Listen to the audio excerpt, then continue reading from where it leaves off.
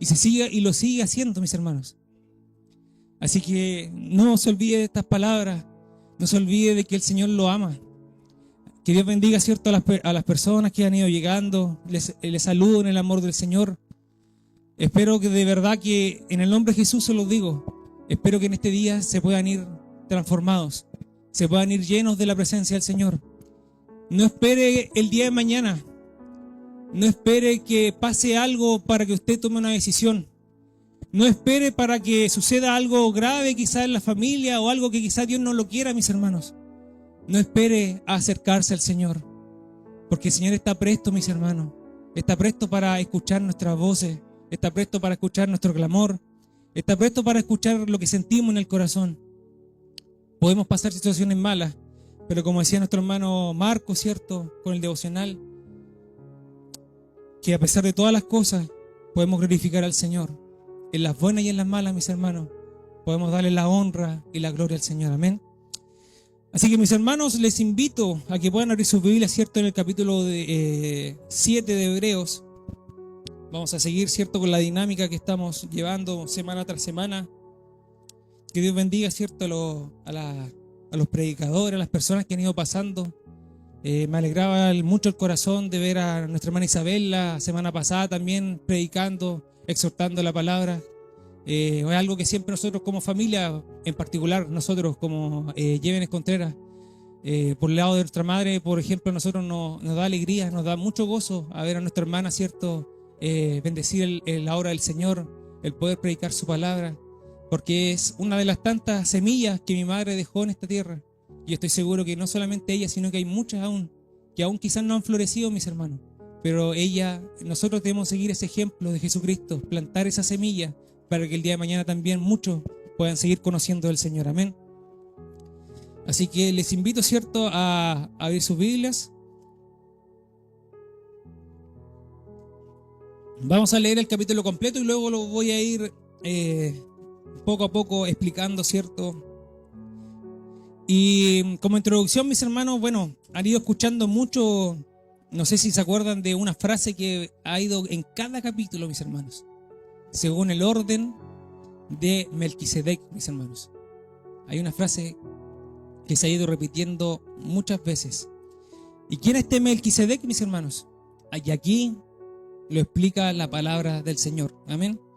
Así que leemos la palabra en el nombre del Padre, del Hijo y del Espíritu Santo. Amén.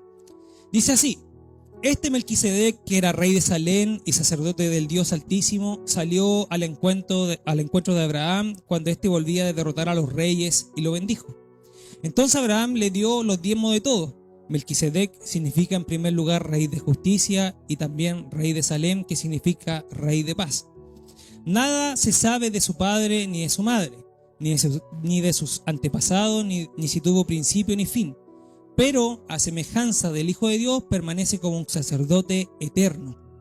Ustedes pueden ver entonces su grandeza, pues el mismo patriarca Abraham le dio los diezmos del botín. Ahora bien, según la ley, los descendientes de Leví que reciben el sacerdocio tienen el derecho de tomar los diezmos del pueblo, es decir, de sus propios hermanos, aun cuando estos sean también descendientes de Abraham. Pero Melquisedec, aunque no era descendiente de Leví, tomó de Abraham los diezmos y bendijo al que tenía las promesas. Y nadie puede negar que el que bendice es superior al que recibe la bendición. En este caso, los que reciben los diezmos son simples hombres, pero en aquel lo recibe Melquisedec, de quien se da testimonio de que vive. Y hasta podría decirse que Leví, que ahora recibe los diezmos, en aquel tiempo los pagó por medio de Abraham, pues Leví ya estaba presente en su antepasado Abraham cuando Melquisedec le salió al encuentro. Si la perfección se alcanzara mediante el sacerdocio levítico, ya que bajo el pueblo recibió la ley, ¿qué necesidad habría de que aún se levantara otro sacerdote según el orden de Melquisedec y no según el de Aarón? Porque al cambiar el sacerdocio también se tiene que cambiar la ley. Pero nuestro Señor, de quien la Escritura dice esto, era de otra tribu, de la cual nadie sirvió al altar. Es bien sabido que nuestro Señor procedía de la tribu de Judá, acerca de la cual Moisés no dijo nada en relación con el sacerdocio. Este resulta más evidente si el nuevo sacerdote que se levanta es alguien semejante a Melquisedec, quien no llegó a ser sacerdote por ceñirse a una ley permanente humana, sino por el poder de una vida indestructible. Pues de él se hace contar: tú eres sacerdote para siempre según el orden de Melquisedec, de modo que el mandamiento anterior queda anulado por resultar endeble e inútil, ya que la ley no perfeccionó nada, y en su lugar tenemos una esperanza mejor, por la cual nos acercamos a Dios. Además, esto no se hizo sin un juramento. Los sacerdotes fueron nombrados sin juramento, pero este fue nombrado por el juramento de aquel que se le dijo: el Señor lo ha jurado y no se arrepentirá. Tú eres sacerdote para siempre según el orden de Melquisedec. Por lo tanto, es Jesús quien garantiza un pacto mejor. Leemos hasta ahí mientras tanto, mis hermanos. Aquí la palabra relata, mis hermanos, que Melquisedec, ¿cierto?, era el rey de Salem, y que su nombre, ¿cierto?, significaba rey de justicia y rey de paz. Pero nosotros sabemos, mis hermanos, que por medio de este nombre, Pablo toma este sacerdote, ¿cierto?, este sumo sacerdote, como ejemplo para comparar un poco con nuestro Señor Jesucristo. Ustedes saben que aquí en la tierra y en el cielo, ¿cierto?, hay un solo Rey de justicia, que es nuestro Señor, amén. Y también existe solamente un Rey de paz, que es nuestro Señor, amén. Entonces relata, ¿cierto?, aquí en Hebreos, que Melquisedec recibió los diezmos, ¿cierto?, de Abraham cuando él había ido a la guerra, ¿cierto?, y había recibido un botín. Y va a Melquisedec, bendice a Abraham, y porque Abraham sintió gratitud delante del Señor, sintió gratitud en su corazón, él entregó los diezmos de todo lo que él había recibido, de todo lo que él había, ¿cierto?, ganado en aquel entonces. Y mis hermanos, es importante lo que recalca en este capítulo de Hebreos, porque habla por primera vez, mis hermanos, y recalca que estuve leyendo Génesis, y es la primera vez que se menciona, mis hermanos, la palabra diezmo, mis hermanos. Es la primera vez que se menciona el que alguien recibe diezmo, mis hermanos. Y sabemos que los diezmos es algo importante dentro de la iglesia. Sabemos que es algo importante dentro ¿cierto?, de las leyes de nuestro Señor. Sabemos que nosotros quizás, claro, no necesitamos el oro, el Señor no necesita el oro, la plata ni el dinero, porque el Señor es dueño de todo, ¿cierto? Pero se necesitan siempre, y siempre se ha mencionado, se necesitan recursos, se necesitan obviamente el apoyo de todos, ¿cierto?, para que un templo, para que la iglesia también se sostenga, mis hermanos. Amén. Entonces es importante esto. Y recalca en este punto, ¿cierto?, que es importante ver cómo es el corazón de Abraham, primero que nada, mis hermanos. Un corazón agradecido delante del Señor. Nosotros, cuando estamos agradecidos, ¿cierto?, entregamos nuestras ofrendas, entregamos nuestro diezmo, entregamos nuestras primicias delante del Señor por gratitud, ¿cierto? Y eso también nos deja como enseñanza que también desde el principio, mis hermanos, desde Él, debemos tener siempre un corazón agradecido delante del Señor. Debemos tener un corazón bondadoso, un corazón que pueda dar al Señor. Amén. Porque de esto también, de los frutos, ¿cierto?, de lo que nosotros hacemos día a día, en nuestro trabajo, todo lo que tenemos es por parte del Señor, mis hermanos, no es por nuestra fuerza solamente, sino que todo ha sido por parte de nuestro Señor. Entonces dice, ustedes pueden ver la grandeza en el versículo 4, pues el mismo patriarca Abraham le dio los diezmos al botín.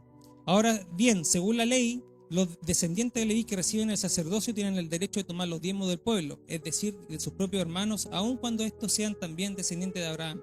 Pero Melquisedec, aunque no era descendiente de Leví, tomó de Abraham los diezmos y bendijo al que tenía las promesas. Nadie puede negar que el que bendice es superior al que recibe la bendición. Ahí podemos reflejar que Melquisedec era mayor que Abraham, mis hermanos, porque él fue y bendijo a Abraham según lo que él había hecho, mis hermanos, según la bendición del Señor, ¿cierto? Porque nosotros no podemos llegar y pedirle la bendición o pedirle la oración, ¿cierto?, a una persona que quizás no está preparada, mis hermanos, que quizás una persona que no ha orado, que no lee la palabra, que no tiene una relación con el Señor. Nosotros, cuando a veces pedimos, mis hermanos, cuando a nosotros nos llega una bendición de parte del Señor, siempre viene de algo más grande, mis hermanos, que nosotros. Y nosotros eso también lo vemos reflejado con Jesús, mis hermanos. Él es más grande que nosotros, mis hermanos. Y eso no lo podemos olvidar. El Señor siempre ha sido más grande que nosotros y siempre nos ha bendecido conforme a su voluntad. Entonces nosotros nunca debemos negar, mis hermanos, que el Señor es superior a nosotros. ¿O es superior a usted? ¿O ustedes son superiores al Señor? No, mis hermanos. El Señor Jesús es superior a cada uno de nosotros. No lo olvidemos. Nosotros estamos bajo la mano del Señor. Estamos bajo la mirada del Dios Altísimo, mis hermanos. Y eso no lo podemos olvidar. Dice en el versículo 8, entonces, en estos casos, lo que reciben los diezmos son simples hombres, pero en aquel lo recibe Melquisedec, de quien se da testimonio de que vive. Y hasta se podría decir que Leví, que ahora recibe los diezmos, en aquel tiempo los pagó por medio de Abraham, pues Leví ya estaba presente en su antepasado Abraham cuando Melquisedec le salió al encuentro. Pero mis hermanos, ¿qué quiere decir con estos versículos? Que muchas veces son simples, como dice ahí la palabra, somos simples hombres que a veces reciben los diezmos, reciben la ofrenda, ¿cierto? Pero hay una promesa para aquellos que lo reciben, mis hermanos. Hay una promesa para ellos porque por este medio, mis hermanos, por este medio la iglesia, ¿cierto? Se justifica, mis hermanos. Por este medio la iglesia se sostiene, mis hermanos. Por este medio el Señor bendice, ¿cierto? A nuestros pastores, bendice a los líderes, mis hermanos. Pero por sobre todo a nuestros pastores, que son los que llevan, ¿cierto? Que son la cabeza, ¿cierto? De la iglesia, ¿cierto?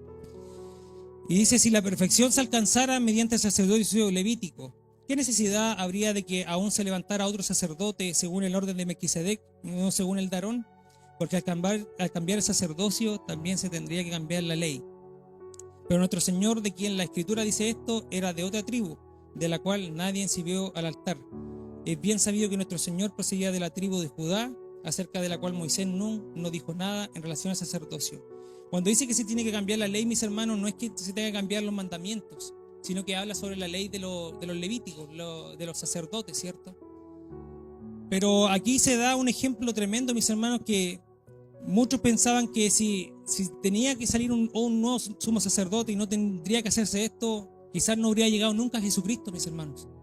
Pero fue el plan perfecto del Señor en el cual Él permitió que a pesar de todo lo que los sacerdotes hacían, el orden que tenían, las leyes que tenían que cumplir, igualmente llegó uno que cambió la historia. Llegó uno que cambió el hecho de las leyes de los levíticos, mis hermanos. Y que dice, esto resulta más evidente si el nuevo sacerdote que se levanta es alguien semejante a Melquisedec, que no llegó a ser sacerdote, por ceñirse a una ley meramente humana, sino por el poder de una vida indestructible. Mis hermanos, Jesucristo es indestructible, mis hermanos. Es alguien que permanece para siempre, mis hermanos. Por eso que se dice que puede ser alguien que se levantara, que fuera alguien semejante a Melquisedec. Pero hay algo importante. Melquisedec debía morir, mis hermanos. Pero hay alguien que murió, pero que resucitó, mis hermanos. Y ese cambió la historia completamente. Y eso debemos tenerlo siempre claro en nuestras vidas. Amén. De modo que el mandamiento anterior queda anulado por resultar endeble e inútil, ya que la ley no perfeccionó nada, y en su lugar tenemos una esperanza mejor, por la cual nos acercamos a Dios. Además, esto no se hizo sin un juramento. Los otros sacerdotes fueron nombrados sin juramento, pero este fue nombrado por el juramento de aquel que le dijo, el Señor lo ha jurado y no se arrepentirá. Tú eres sacerdote para siempre, según el orden de Melquisedec. Por lo tanto, es Jesús quien garantiza un mejor pacto, mis hermanos. El único que garantiza un mejor pacto entre el hombre y Padre es Jesucristo, mis hermanos. No hay nadie más. No hay nadie más que nos pueda ayudar, mis hermanos. No hay nadie más que pueda llenar nuestras vidas de gozo, de alegría. No hay nadie más que nos dé un mejor pacto, una muy buena relación con nuestro Padre Celestial, que es Jesucristo. Dice en el versículo 23, dice, ahora bien, los otros sacerdotes fueron muchos porque la muerte les impedía continuar, pero Jesús tiene un sacerdocio inmutable porque permanece para siempre. Pueden pasar muchos hombres por aquí, mis hermanos. Pueden pasar muchas mujeres. Pueden muchos levantarse y pueden predicar el Evangelio. Pueden muchos quizás dar testimonio de Jesucristo. Pero hay solamente un hombre que menciona aquí en la Biblia, solamente hay uno solo, que es para siempre, mis hermanos, que es inmutable, que es alguien que permanece para siempre. No es alguien que era de doble ánimo, que era de doble cambio de humor, mis hermanos, alguien que estaba alegre, alguien que estaba triste, mis hermanos, es alguien que permanecía en la voluntad de nuestro Señor. Y así también nosotros debemos permanecer, mis hermanos, porque esto también nos habla la palabra, de que debemos ser personas semejantes a como Él fue, mis hermanos. Porque si Él fue y Él permaneció fiel al Señor, ¿cómo nosotros no vamos a poder hacer el intento, mis hermanos, hacer el esfuerzo? Ni siquiera el esfuerzo, mis hermanos. Nuestras vidas deberían estar rendidas delante del Señor. Y nosotros debemos recordar esto, mis hermanos. Por algo yo creo que hemos estado, estos últimos capítulos que hemos leído de Hebreo, ha hablado mucho de nuestro Señor Jesucristo. Por algo quizás el Señor nos ha estado recordando lo que Él ha hecho, mis hermanos. Y yo meditaba y le decía, Señor, ¿por qué hablas tanto? Y me hace recordar mucho a tu sacrificio, me hace recordar mucho a lo que tú has hecho y lo que vas a hacer quizás, Dios mío, más adelante. Y una vez más el Señor tocaba mi corazón y me decía, es necesario que recuerdes una vez más qué sacrificio hice por ti, hijo. ¿Qué sacrificio hizo por ti? Si tú puedes recordar o puedes empezar a mirar un poco atrás, mis hermanos, el día que llegamos delante del Señor no éramos nada, mis hermanos. ¿Qué teníamos para ofrecerle al Señor? ¿Qué teníamos para dedicarle al Señor? ¿Dedicarle una vida llena quizás de groserías? ¿Dedicarle al Señor una vida llena de pecados, mis hermanos? No éramos nada delante del Señor. Pero cuando nosotros decidimos aceptar al Señor en nuestro corazón, Él nos dio un título que es ser llamados hijos de Él. Y es algo importante que debemos recordar, mis hermanos, en este tiempo. Dice, por eso también puede salvar para siempre a los que de por medio de Él se acercan a Dios, ya que vive siempre para interceder por ellos, mis hermanos.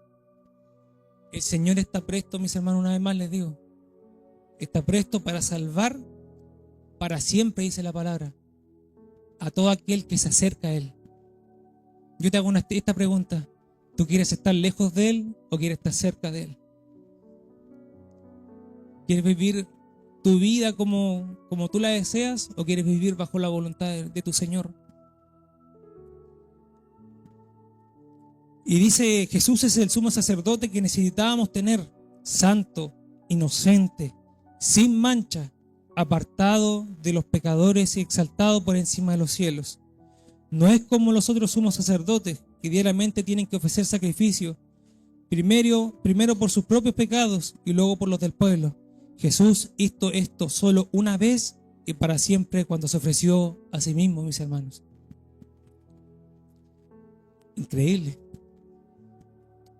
Esta era la persona, este era el ser humano, este era el Hijo de Dios que necesitábamos tener como sumo sacerdote de nuestras vidas.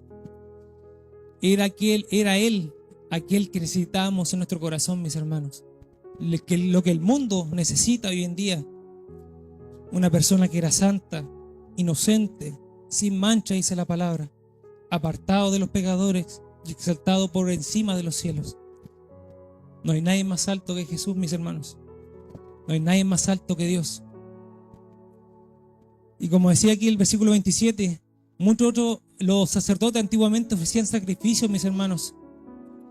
Sacrificios los cuales lo hacían obviamente, como dice su palabra, para redimirse, ¿cierto?, de sus pecados y también para después por los del pueblo. Imagínense, esto lo hacían diariamente, lo hacían constantemente. ¿Cómo nos veríamos nosotros? Yo me preguntaba, ¿cómo nos veríamos nosotros, mis hermanos? Si todos los días o todos los cultos que viniéramos, mis hermanos, todos, tuviéramos que rendirle un sacrificio al Señor por nuestros pecados. En la actualidad, ¿cómo nos sentiríamos nosotros? ¿Nos sentiríamos quizás incómodos? ¿Nos sentiríamos quizás como que es algo raro lo que estamos haciendo? ¿Nos sentiríamos quizás aliviados quizás? Pero era algo que solamente una persona lo hacía, mis hermanos. Y si lo hacía una sola persona, es porque debía ser un acto que todo el mundo no lo podía ver, mis hermanos. Pero Jesús marcó la diferencia, una vez más les digo. Porque Él no fue con una persona a ser sacrificada solamente, sino que Él se mostró crucificado delante de todo el mundo. Delante de todo el mundo, mis hermanos. A pesar de que a Él lo escupían, lo agredían, lo insultaban, lo tentaban de que se bajara de la cruz, pero Él, delante de todos, Él se sacrificó una sola vez, mis hermanos. Por ti se sacrificó por mí, mis hermanos. Y eso lo hace merecedor de que Él reciba toda honra y toda gloria. Yo no sé si usted siente gratitud delante del Señor. No sé si usted siente paz, se siente aliviado día tras día con el Señor. Pero Él pagó ese precio, mis hermanos. Y intentaba yo recordar, intentaba igual leer un poco, mis hermanos. Y cuando leía que en los evangelios Jesús iba al templo, mis hermanos, Jesús no llevaba sacrificios, mis hermanos. No llevaba sacrificios. No sé si me equivoco, mi hermano Jonathan. No llevaba sacrificios, mis hermanos. Y eso se me venía a la mente y yo quedaba impresionado, decía, wow, porque muchos llevaban sacrificios, mis hermanos, por sus pecados. Pero solamente Él iba al templo cuando lo visitaba y no llevaba nada, mis hermanos. ¿Y saben por qué? Porque Él sabía que Él era el cordero que debía que pagar el precio por nosotros, el sacrificio que debía pagar por cada uno, mis hermanos. Y dice: la ley nombra sumos sacerdotes a hombres débiles, pero el juramento que es posterior a la ley, que es posterior a las leyes levíticas, a los mandamientos, a todos, mis hermanos, nombra sumo sacerdote al Hijo de Dios, quien ha sido hecho perfecto para siempre, mis hermanos. Dice la palabra. Y con esto quiero terminar, mis hermanos. Yo no soy mucho de alargarme con las prédicas, ¿ya? Porque me gusta siempre ser corto y preciso con las palabras.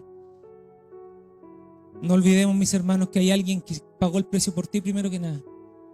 No te olvides que hay un sumo sacerdote entre tú y Dios, que es Jesucristo.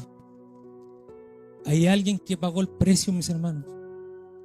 Y que muchos hombres, como les digo yo, han pasado en la tierra, han pasado muchos profetas, muchos, pero no hay nadie que hizo un cambio tan relevante como nuestro Señor.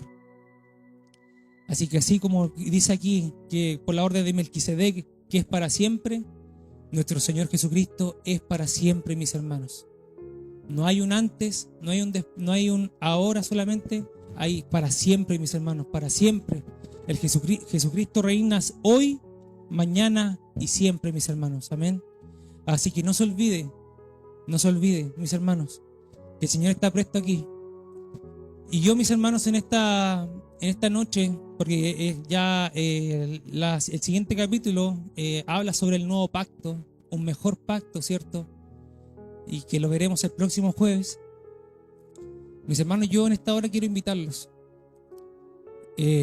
Si alguien tiene necesidad, mis hermanos, de que oren por usted, si usted siente la necesidad de pasar al altar para que oren, les invito, mis hermanos. Les invito porque el Señor, como les digo, ha pagado un precio, mis hermanos, por cada uno de nosotros. Y si tú quieres reconciliarte con el Señor, este es el día, mis hermanos. No es mañana, no es pasado. Quizás sí lo puedes tomar, pero nadie sabe lo que pasará en las horas venideras. Nadie sabe lo que va a pasar el día de mañana, mis hermanos. Solamente Dios tiene el control, Él sabe todo. Pero es necesario que nosotros nos pongamos a cuenta con nuestro Señor. Amén. Así que le invito a que pasemos a orar en este momento. Pasemos a orar, y si alguien quiere que ore por ello, pueden pasar acá adelante.